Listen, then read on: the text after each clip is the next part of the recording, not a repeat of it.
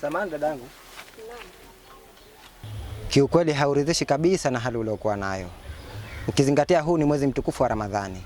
Unapelekea watu wengi kuharibu saumu zao kwa sababu tu ya mavazi yako.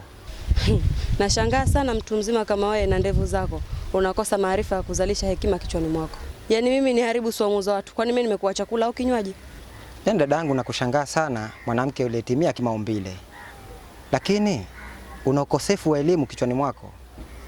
Hivi unafikiria chakula na maji tu ndio kinaharibu saumu? Elewa kwamba hata kutembea uchi pia ni chanzo kikubwa cha kuharibu saumu za watu. Na nina wasiwasi na saumu yangu ya leo. Ukiona una wasiwasi na saumu yako, siende ukale. Kwani hujui kama wasaweza kufunga wanakula? Kimsingi dada yangu, unahitaji sana kujua elimu ya dini yako. Kwa sababu nina wasiwasi hata unapochafuka unashindwa kujua jinsi gani ya kujisafisha.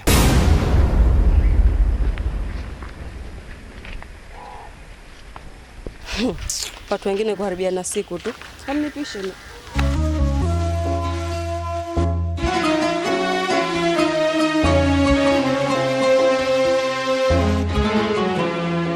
Dada mkubwa, nimekuja nimetumwa na dada mama. Ameniambia kama mna chochote kilichobakia ndani umpatie, anaumwa. Yuko kwenye zile siku zenu ziweza kupokea mwisho wa mwezi. Kwa ninavyomjua hasa mimi Mariam, akwambie wewe eti mdogo wangu kamwambie Damina hivi na hivi, hata siku moja. Kwa sababu ninavyomjua Mariam, tulikuwa tunaishi nyumba moja.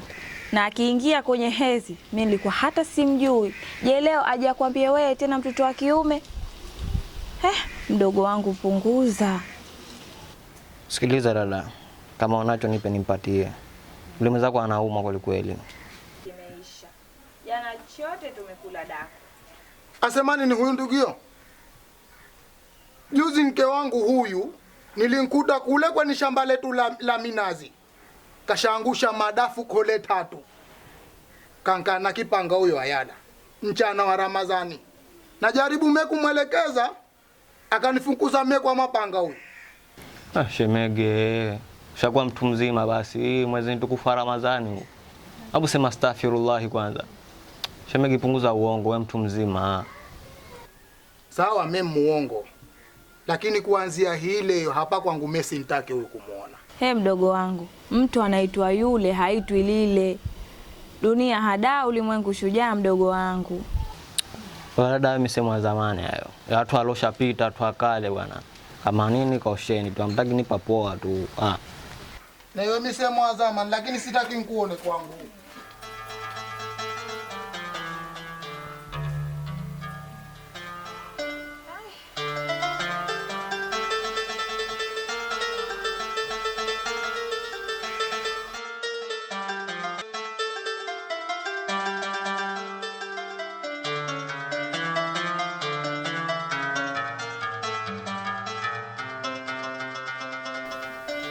Vipi dada?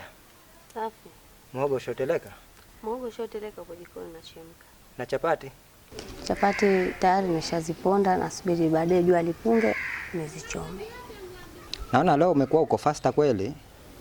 Lakini sio mbaya, mimi nahisi iftari 2 kwa leo zinatosha. Wewe unaonaje? Hamna shida. Hivi Haji nikuulize. Naam. Kwa nini Ramadhani za saa hizi zinapoingia hazina tofauti na siku za kawaida?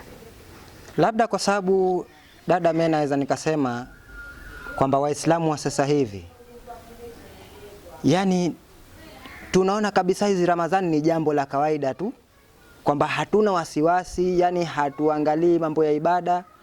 Yani wewe ukishaitwa Muislamu, basi mtu anaona ndo tayari yeye kashakabidhiwa pepo, hana haja ya kufanya ibada, hana haja ya kufanya amali yoyote.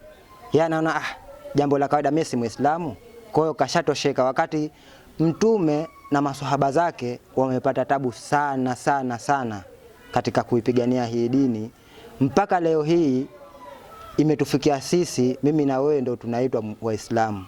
Lakini watu wamejisahau, tumejisahau kabisa kabisa. Ni kweli kabisa, kwa sababu Waislamu wa sasa hivi hatutaki kufanya ibada. Kweli dadangu, kwa sababu hata Mwenyezi Mungu anasema inna akramakum indallahi atkakum, hakika ya mbora wenu mbele ya Allah ni yule mcha Mungu. Kwa hiyo sisi tumeshatosheka, yani hatujali wala hatufikirii kwamba labda pengine Ramadhani inahitaji kufanywa mambo mengi sana ambayo yatavutia ili mpaka Ramadhani yako ikubalike. Yani tumejisahau, hatuna habari kabisa na ibada. Sisi tushakuwa Waislamu, tunasubiri tuambiwe tu haya, ingia peponi, kesi imeisha. Lakini ukweli dadangu iko hivyo, sisi tumechukua ile jambo ni kawaida tu. Mdogo wangu, leo nimekuja angalau kukutembelea. Ndio naona maana sio kawaida yako. Kilichonifanya nije huku zaidi, juzi wao umemtuma Kindoki. Lakini utumaji ule mimi haukunifurahisha. Kindoki juzi kaja kwangu, kanambia Damina, mimi kanituma Damamu. Kaniambia hivi, kama umebakisha chakula umpe, kwa sababu yuko kwenye yale mambo yenu yale ada ya mwezi. Kwanza nikashtuka, nikajiuliza huyu Mariam leo anamtuma Kindoki aje ananiambia mimi hivi, wakati mimi na wewe tumeishi nyumba moja. Ukiingia kwenye hedhi mimi wewe sikujui. Je, leo iwe umemtuma nani Kindoki hivi kweli? Subhanallah. Yaani we dada, mimi unanijua vizuri sana. Mimi kweli Mariam, mimi naweza nikamtuma Kindoki jambo kama hilo? Na kama kumtuma kwako mimi sinapajua, si ningekuja kwako? Wenda tu labda yeye mwenyewe alikuwa anataka chakula, kama umempa ndo kashakula. Sijamtuma kabisa na wala siumwi. Mimi sijampa. Kwa bahati nzuri chakula tumemaliza chote dako. Nikamwambia chakula ndani hamna. We nenda tu. Kama unataka we kula hapa umekosa. Na kwa Mariam hawezi kukutuma we hata siku moja. Namjua yule. Tumetoka tumbo hili moja. Lakini jamani, huyu ndugu yako mimi sasa atakuja kunitangaza nimekufa, mimi aombe pesa za mazishi huyu. Mungu wangu. Mtihani. Kwa kweli tumweke kitako tumfahamishe. Kikubwa hilo tumuombe dua tu. Lakini maana kama kuambiwa kashaambiwa sana. Juzi mimi mpaka naongea naye kidogo tupigane kwa sababu ya kumwambia hayo matendo yake. Lakini asikii. Kikubwa tumuombe tu dua. Basi. Lakini kwa kusema tumwambie hana asichoambiwa. Hai. Kama ndio hivyo mtihani, lakini kwa kweli.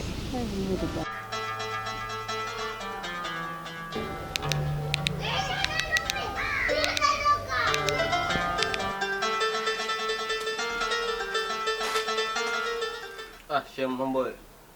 Poa, kwema. Kwa mambo unasemaje? Safi kabisa. Leta habari zaidi. Sasa shemegi, kuna jambo limetokea sio zuri. Jambo gani tena? Dada mama amepata homa hafla tu. Nawe kama mtu karibu kanambia nije nikwambie ili kama una chochote nipatie tumpelekee hospitali. Sawa, sio mbaya, lakini naona ni vyema kama tungeongozana pamoja. Hamna. Kanambia wewe nikufikishie ujumbe kama una chochote unipatie tumpeleke hospitali. Kanambia nipeleke mimi peke yake maana mimi ndo mdogo wake. Basi sawa.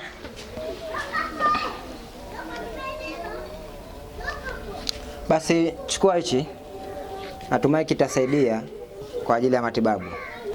Okay, poa, asante. Takalotokea lolote nitakutaarifu. Basi sawa, hamna tatizo inshallah. Poa, tutaonana baadaye basi. Basi inshallah khair. Karibu. Poa. Haya.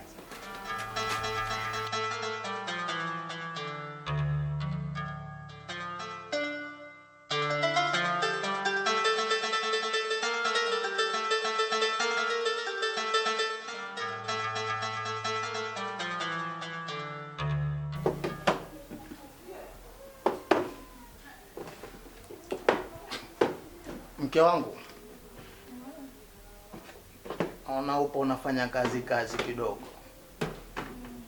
Sasa mke wangu, nataka nikupe story moja. Japokuwa mwezi mtukufu wa Ramadhani, lakini kidogo twaruhusiwa tuwafurahisha wake zetu. Sasa mke wangu, kuna siku moja watu walitoka kwenda shughulini harusini. Gari hiyo wakapanda wanawake peke yao. Sasa baada ya kupanda ile gari kuzidi mule, mwanamme ni dereva na konda tu. Sasa wakaambizana wakati wa kurudi, jamani, tusikae kimya tu kama turudiwa matangani. Imba. Yule wakasema siwezi na mwingine akasema siwezi. Sasa ikatokezea katikati yao wale watu, mmoja akachomwa ni msumari chini kule alikokalia. Akasema, dereva subiri, msumari wanichoma. Wale wenzake wakainuka tu wakaitikia, oh msumari we, dereva subiri, msumari wanichoma, oh msumari we. Mume wangu nawe huishi visa. Si visa vo, mkweli. Haya, hiyo titisa mume wangu. 10 nataka nikuambie kitu, lakini usikasirike. Usijali mke wangu, wewe niambia tu. Usinune. Asinuni. Mume wangu, nikiwa jikoni unanifuata. Nikienda ukumbini unanifuata. Nikienda uani unanifuata.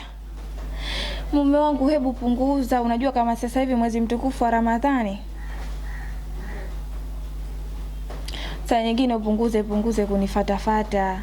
Kwa sababu kuna nini? Huu mwezi mtukufu wa Ramadhani tufanye ibada, tuswali, tusome. Lakini wewe mume wangu kila kati nakuona humo ndani. Angalau ukisharudi kuswali, ubaki angalau msikitini usome. Una vitabu vyako wewe ambavyo hujasoma siku nyingi siku hizi mume wangu. Uvipitie, lakini sio muda mwingi unakuwa humo ndani. Kwa sababu mimi kazi zangu mume wangu naziweza. Sikiliza mke wangu, mimi mambo ya kukufuata humu ndani kukufuata. Mimi siwezi kuacha. Isipokuwa tu sema mpunguze. Ama ukisema mpunguze nitapunguza. Lakini kwa kukufuata hilo siwezi. Haya basi mume wangu, lakini kwa kipindi hichi cha Ramadhani naomba upunguze kabisa mazoea ya ndani.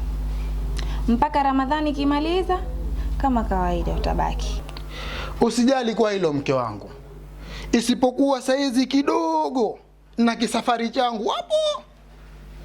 Kuna mtu nitaka tukamalize kishu chetu. Baadaye kwenye mida saa 10 ama 11:15 ama na nusu.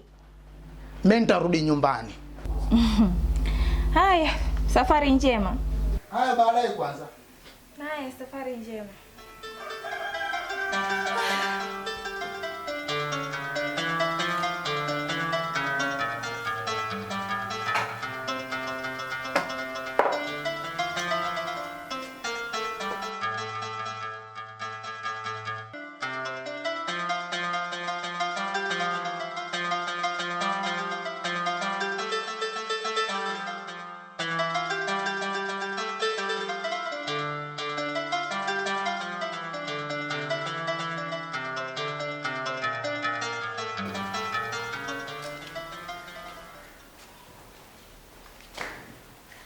Ulikuja ulionekana na mtu?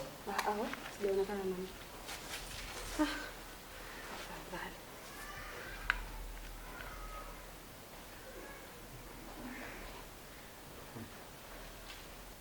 Unajua hii pesa nilipoipata hiyo?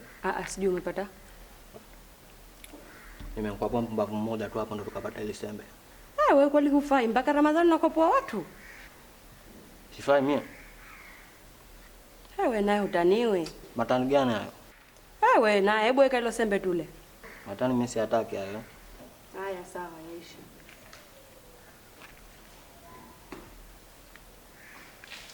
Betamu. Basi haya. Ndio Afrika. Afrika. Basi haya. Sisi tukaonekana. Tunaonekana ni mtu. Wewe watu wengine wamejaa kama hivi wanamopita huko. Wapi? Si kama huko. Sisi bwana.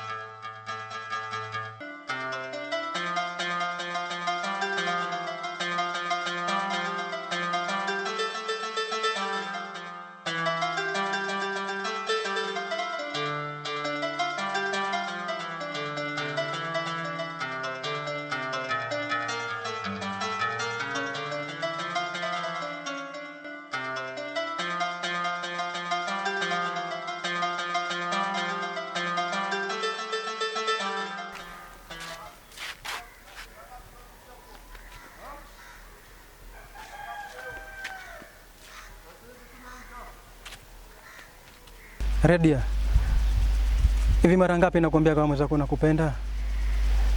Eti Radia, mbona unakuwa uko mgumu kiasi chote hicho Radia? Au unataka moyo wangu ukate tamaa na mapema?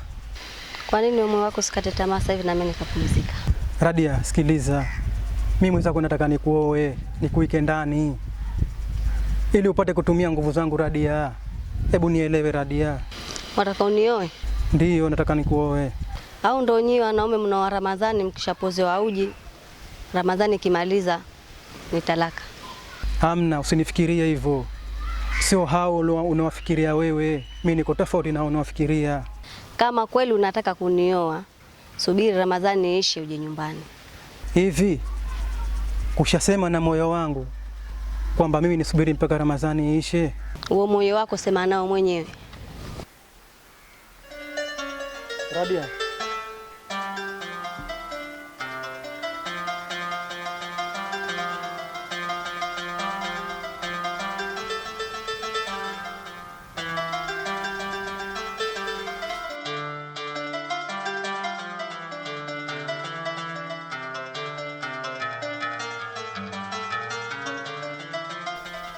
Vipi Mariam? Safi. Kwema lakini. Kwema. Lakini Haji, kama sikosei nakumbuka nilisha kukwambia kwamba huu mwezi wa Ramadhani hatutakiwi kuonana mara kwa mara. La sana shangaa leo umekuja nyumbani. Vipi? Ndiyo nimekuja Mariam. Sababu nilipata taarifa kwamba uliumwa, ukapelekwa hospitali, ukalazwa. Kwa hiyo nikaona si vyema wala si binadamu kama sikuja hata kukuona. Kweli siku ya mara ya mwanzo sikupata muda wa kuja, lakini kaona leo sio mbaya kuja kukuona. Naumwa? Ndiyo. Haya, wewe nani alikwambia mimi naumwa? Si ulimtuma mdogo wako Mariam Kindoki, na akanambia wewe unapelekwa hospitali, kwa akataka na pesa nikampa kwa ajili ya matibabu. Kindoki kakwambia mimi naumwa? Ndiyo. Yaani nawasikiaga wenyewe watu wa siku hizi wanasema umepigwa na kitu kizito baba. Na kitu kizito? Kwa watu wanasema mjini shule. Kwa sababu kwa alivyokuja kupanga maneno. Na akanambia wewe unaumwa na unataka kupelekwa hospitali, kwa hiyo kunahitajika fedha kwa ajili ya matibabu. Mimi nikaona sioni kwamba kuna tatizo mimi kutoa fedha yangu kwa ajili ya matibabu yako. Kwa hiyo nilimpa kweli pesa. Yaani kwa kweli mimi sijamtuma kabisa. Yaani hapo unavyoniambia hivyo umempa na pesa, yaani najisikia taibu. Jamani Mungu. Sawa, usijali kwa sababu Waswahili wanasema ukupigao ndio kufunzao. Kwa hiyo na mimi nitakuwa nimepata funzo. Mke wangu. Leo joto lilikuwa kali. Maana nahisi mpaka humu mwili nishaanza kufanya vipere vidogo vidogo kama utitiri. Lakini yote mke wangu hayo tuyache. Kule bondeni kuna ndizi. Japo kwa nchanga lakini napikika. Na nahisi samaki sikambakia humo ndani. Basi kama kambakia samaki tufanye maarifa kumpika na hiyo ndizi. Japokuwa yote 9, nikisha ile hiyo ndizi tu tumbo hunipekecha. Mume wangu kwa hilo wala usijali. Nitaipika vizuri leo, haikumishi hata tumbo. Nitaitia spice nzuri leo. Utaitia spice ilo zama. Mume wangu nawe kwa vituko. Nena uka basi. Haya, safari njema. Haya, viatu vyangu viwapi? Japokuwa nini? Yesu nitakwenda chukua pale kwa Mahalima. Haya, safari njema. Haya.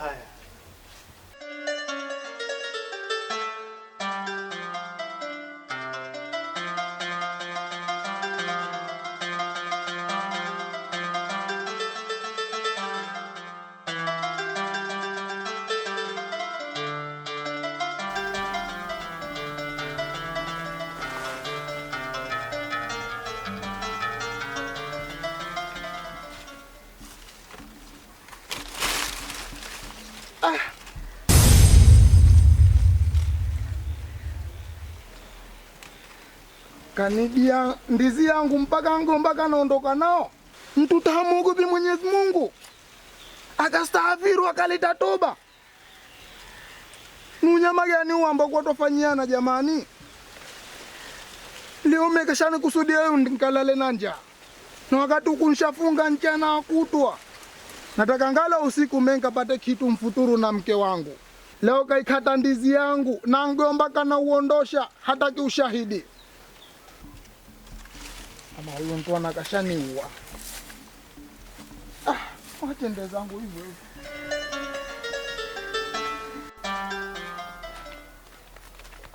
Tulia hapo hapo kwa mkubwa wewe. Kumbe ule ikata ndizi yangu wewe. Ndizi lilikuwa kubwa vote vile. Kunikusudia nini? Ama kunikusudia unifisidi mie Ramadhani hii? Sikiliza shemegi. Wewe kama una pesa nipe nikuuzie. Mimi mwenyewe kwansha tumainia ninabakisha samaki wangu nyumbani jana. Hii ndizi ndo nilokuwa nimepigia plani nje nipike leo. Lakini wewe kushalikata kushaliuza imbakia hicho. Hapa wanipigia hesabu niuzie na mie. Pesa unayo huna? Kama huna naambie niondoke. Sikiliza. Japokuwa hii ndizi yangu mimi mwenyewe tusigombane kwa hilo mimi nawe yeye. Mebu 2 jero sina. Una shilingi ngapi? Humu mie na hakiba shilingi 1000 tu. Ndio hiyo. Lakini nitakachofanya hiyo nipelekea pale nyumbani. Kwa sababu na pirika zangu. Poa, nitakupelekea, nitakupitishia bwana. Usije ukanikatili kwa mkubwa wewe. Poa, mimi kwa wewe tena.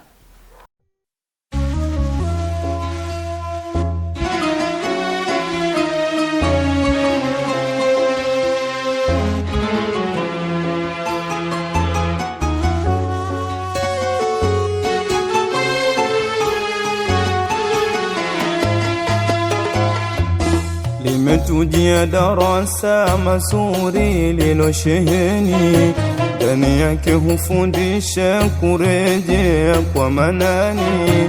Limetujia darasa mazuri lilosheheni, ndani yake hufundisha kurejea kwa manani.